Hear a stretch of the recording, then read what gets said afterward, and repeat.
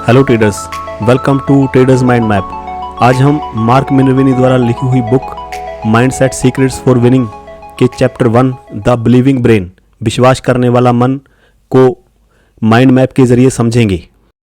Champion की सोच और विश्वास प्रणाली। महान खिलाड़ी और उच्च स्तर के परफॉर्मर आम लोगों से अलग सोचते हैं और अलग मानकों का पालन करते हैं। उनकी सफलता का रहस्य उनके कौशल से अधिक उनकी मानसिकता और विश्वास प्रणाली में छिपा होता है।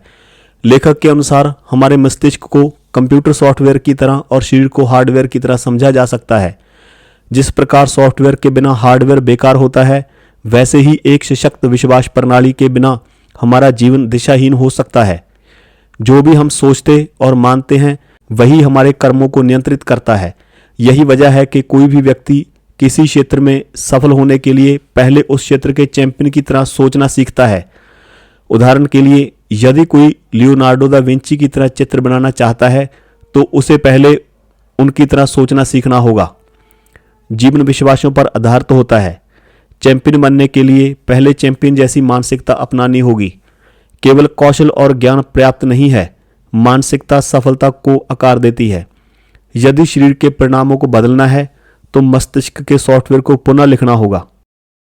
विश्वासों का स्रोत और उनका प्रभाव। क्या आपने कभी यह सोचा है कि आपके विश्वास कहां से आए? क्या आप उन्हें कभी चुनौती देते हैं? क्या वे आपको आगे बढ़ने में मदद कर रहे हैं या रोक रहे हैं? हमारा मस्तिष्क जन्म से ही बाहरी दुनिया से निरंतर जानकारी प्राप्त करता है। हमारे माता पिता, शिक्षक, दोस्त, टीवी, संगीत, किताबें और धार्मिक स्थल हमारे विश्वासों को गहराई से प्रभावित करते हैं। यहाँ तक कि जिन वेबसाइटों को हम बार बार देखते हैं वे भी हमारी सोच को आकार देती हैं। व्यक्तिगत अनुभव और विश्वासों का संबंध। व्यक्तिगत अनुभव हमारे विश्वासों को मजबूत करते हैं। यदि किसी व्यक्ति को शिक्षा के महत्व पर बचपन से ही जोर दिया गया हो और उसे शिक्षा से लाभ भी मिला हो तो वह इसे एक अटल विश्वास मान लेता है और आगे भी इसे बढ़ावा देता है। कुछ गहरे भावनात्मक अनुभव हमारे विश्वासों को स्थायी रूप से प्रभावित कर सकते हैं। बचपन के भय और वयस्क जीवन के विश्वास। कई बार हमारे बचपन के डर हमारे वयस्क जीवन के विश्वास बन जाते हैं। हम जाने अनजाने में उन्हीं विश्वासों को अपनाते हैं जो हमें बचपन में सिखाए गए थे। जब तक हम खुद निर्णय लेना नहीं सीखते तब तक हम एक प्री प्रोग्राम्ड मानसिकता से चलते हैं। स्वयं को परखने की आवश्यकता। हमें अपनी वर्तमान परिस्थितियों का मूल्यांकन करना चाहिए। हमारे रिश्ते, आर्थिक स्थिति, खुशी, स्वास्थ्य और सफलता हमारे विश्वासों का परिणाम है। यदि हमने गलत निर्णय लिए हैं तो हमें यह समझना चाहिए कि वे हमारे विश्वासों का परिणाम थे। अच्छी बात यह है कि यदि हमारे विश्वासों ने हमें वर्तमान स्थिति तक पहुंचाया है तो नए और सशक्त विश्वास भविष्य को बेहतर बना सकते हैं। आत्म सुधार आत्म खोज से शुरू होता है।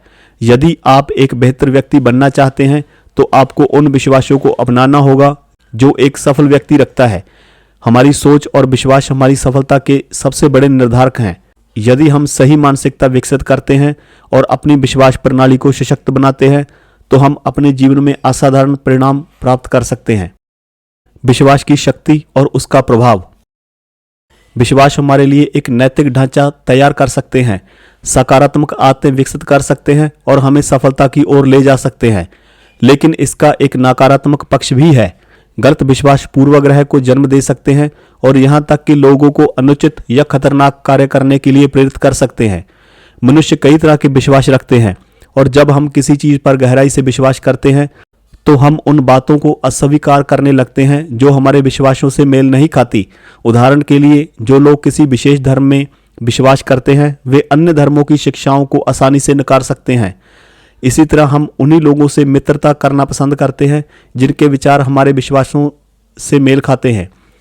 यह हमारे सोचने और जानकारी ग्रहण करने की प्रक्रिया को प्रभावित करता है। हम उन तथ्यों को अधिक प्राथमिकता देते हैं जो हमारे विश्वासों की पुष्टि करते हैं और उन तथ्यों को अनदेखा कर देते हैं जो हमारे विश्वासों का खंडन करते हैं। इसे कन्फर्मेशन बायस कहा जाता है। हेनरी डेविड थोरो के अनुसार मनुष्य केवल वही स्वीकार करता है जिसके लिए वह मानसिक, शारीरिक या नैतिक रूप से तैयार होता है। हमारे विश्वास हमें सही या गलत नहीं बनाते, वे केवल हमारी मानसिकता को प्रभावित करते हैं। हम आमतौर पर उन्हीं तथ्यों को मानते हैं जो हमारे विश्वासों की पुष्टि करते हैं। हम अपनी सोच को प्रमाणित करने वाली जानकारी की ओर आकर्षित होते हैं और विरोधाभासी जानकारी को नकार देते हैं। मानसिक प्रयोग और विश्वास की पुष्टि। विश्वासों की शक्ति को समझने के लिए मिनेसोटा विश्वविद्यालय में एक प्रयोग किया गया। प्रतिभागियों को एक महिला जेन की कहानी पढ़ाई गई, जिसमें उसने कुछ स्थितियों में बहिर्मुखी और कुछ में अंतर्मुखी व्यवहार किया। कुछ दिनों बाद उन्हें 2 समूहों में बांट दिया गया। पहले समूह से पूछा गया कि क्या जेन लाइब्रेरियन बनने के योग्य होगी। दूसरे समूह से पूछा गया कि क्या वह रियल एस्टेट एजेंट बनने के योग्य होगी।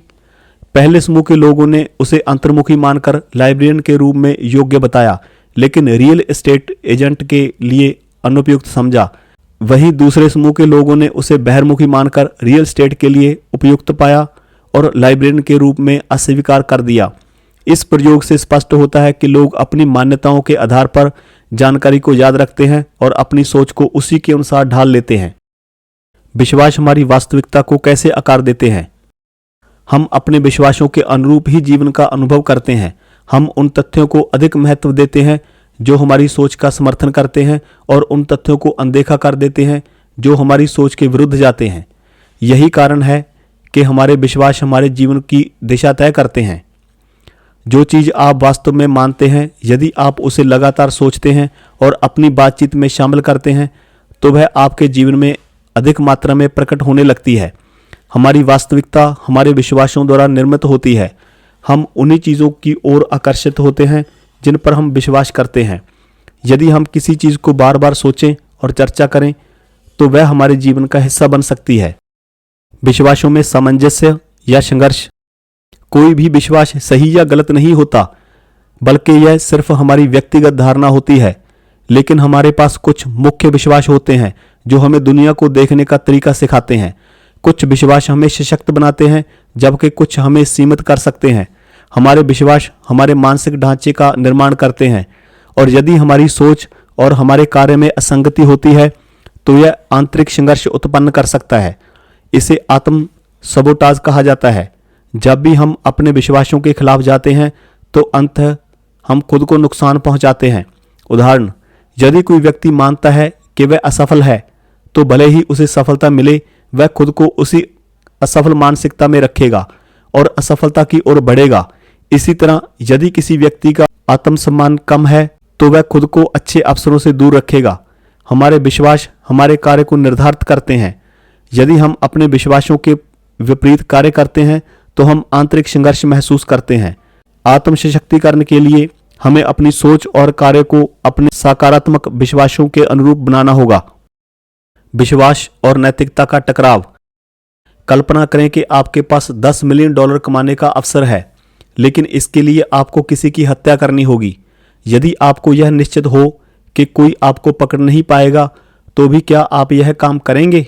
अधिकांश लोग इस प्रस्ताव को ठुकरा देंगे, न कि पैसे की वजह से, बल्कि इसलिए कि यह उनके नैतिक मूल्यों और विश्वासों के विपरीत होगा। इसे संज्ञानात्मक असंगति कहा जाता है। जब हमारे कार्य हमारे विश्वासों से मेल नहीं खाते, तो हमारे भीतर मानसिक तनाव उत्पन्न होता है। यह उदाहरण बताता है कि हमारा व्यवहार हमारी क्षमताओं से अधिक हमारी आत्म छवि पर निर्भर करता है। अपने विश्वासों को संरेखित करना। व्यवहारिक रूप से हम हर दिन छोटे छोटे निर्णय लेते हैं जो हमारे विश्वासों को प्रतिबिंबित करते हैं। जब हम अपने विश्वासों के अनुरूप कार्य करते हैं, तो हम सशक्त महसूस करते हैं, लेकिन जब उनसे विपरीत कार्य करते हैं, तो हम संघर्ष और आत्म विनाश की स्थिति में आ जाते हैं। हमारी सफलता और असफलता हमारे विश्वासों से जुड़ी होती है। जब हम अपने सकारात्मक विश्वासों के साथ अपने कार्य को संरेखित करते हैं, तो हम आत्मविश्वासी और सशक्त महसूस करते हैं। हमें अपने विश्वासों को जागरूकता के साथ चुनना चाहिए, ताकि वे हमारे जीवन को सकारात्मक दिशा में ले जाएं।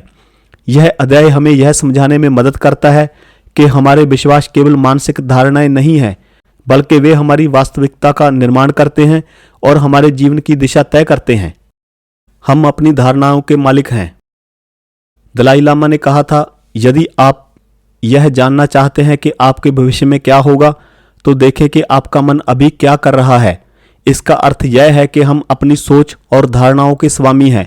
हम अपने विचारों के माध्यम से अपने भविष्य का निर्माण करते हैं।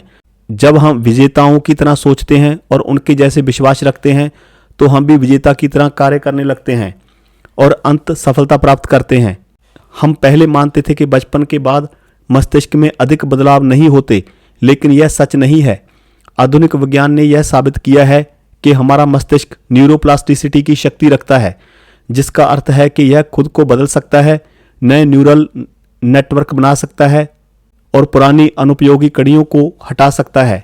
इसका अर्थ है कि हम अपनी बुद्धिमत्ता बढ़ा सकते हैं, नई क्षमताएं सीख सकते हैं और स्वयं को पुनः विकसित कर सकते हैं।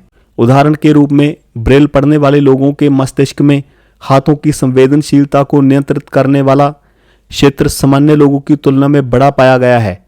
यह सिद्ध करता है कि हमारे सीखने की प्रक्रिया के अनुसार मस्तिष्क भौतिक रूप से बदलता है। हमारे विचार ही हमारे अनुभवों का निर्माण करते हैं। हम अपने विचारों के माध्यम से अपने भावनात्मक अनुभवों का निर्माण करते हैं। डॉक्टर जो डिस्पेंजा के अनुसार जब हम किसी चीज के बारे में सोचते हैं तो हमारे मस्तिष्क में जैव रासायनिक प्रतिक्रियाएं शुरू हो जाती हैं, जिससे विशेष प्रकार के रसायन स्रावित होते हैं और हमारा शरीर उन विचारों के अनुरूप भावनाएं अनुभव करने लगता है। उदाहरण के लिए, यदि हम भय के बारे में सोचते हैं तो मस्तिष्क भय से जुड़े रसायन उत्पन्न करता है, जिससे हम और अधिक डर महसूस करने लगते हैं।